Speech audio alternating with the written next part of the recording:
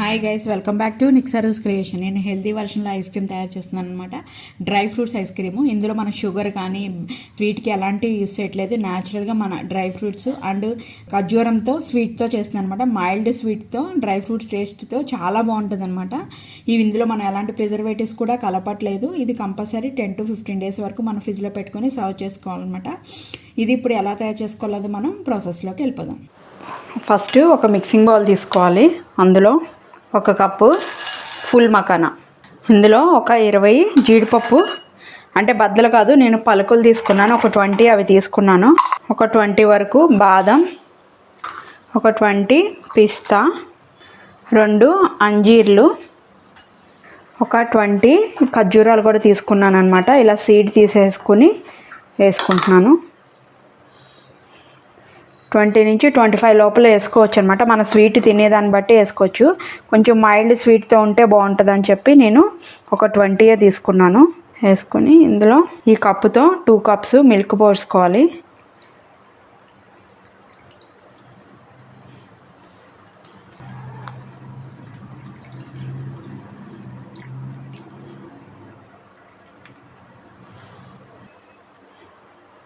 కొంచెం ఒకసారి ఇలా అన్నిలోకి డిప్ అయ్యేలాగా ఒకసారి కలిపేసుకొని మూత పెట్టేసి పక్కన ఉంచుకుందాం అనమాట.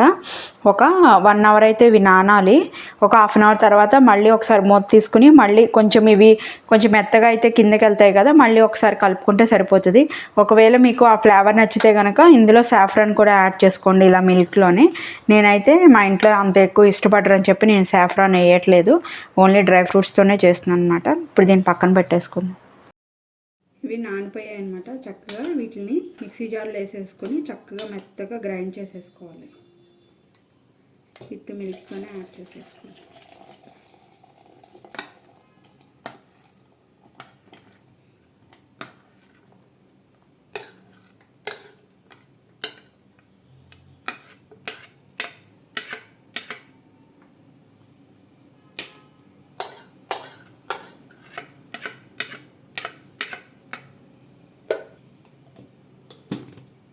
చూడండి, ఇలా మెత్తగా పేస్ట్ అయిపోయిందనమాట. ఇప్పుడు ఇదంతా కూడా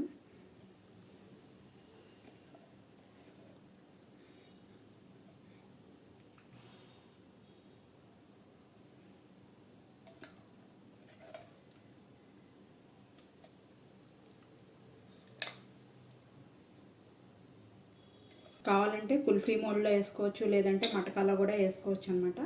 నేను మామూలుగానే ఒకే బౌల్లో వేసి సర్వ్ చేద్దామని చెప్పి ఇలా ఒక దాంట్లోకి తీసుకుంటున్నాను. ఇప్పుడు దీన్ని ఫ్రిడ్జ్లో పెట్టేసుకుందాం అనమాట. డీప్లో పెట్టేసుకుందాము. డీప్లో పెట్టుకొని ఒక 4 to 5 hours అయితే ఉంచుకుందాము. కంపల్సరీ మూత అయితే పెట్టుకోవాలన్నమాట. లేకపోతే కనుక ఐస్ కట్టేస్తుంది, బరక అయిపోతుంది అనమాట. అప్పుడు సాఫ్ట్నెస్ ఉండదు అనమాట. Compulsory tight cap, air tight ఉన్న క్యాప్ని పెట్టేసుకుని దీన్ని డీప్లో పెట్టేసుకుందాం. నేను పెట్టేసుకున్న తర్వాత టైట్ అయిపోయిందనమాట. టైట్ అయిపోయిన తర్వాత తీసేసుకుని మూత తీసుకుని చూడండి ఎంత బాగుంది, ఎంత పర్ఫెక్ట్ ఉంది. చూడడానికి కొంచెము మన బటర్ స్కాచ్ టైప్లో ఉంటుంది చూడడానికి, కానీ టేస్ట్ అయితే సూపర్ ఉంటుంది అనమాట. Healthy ice cream.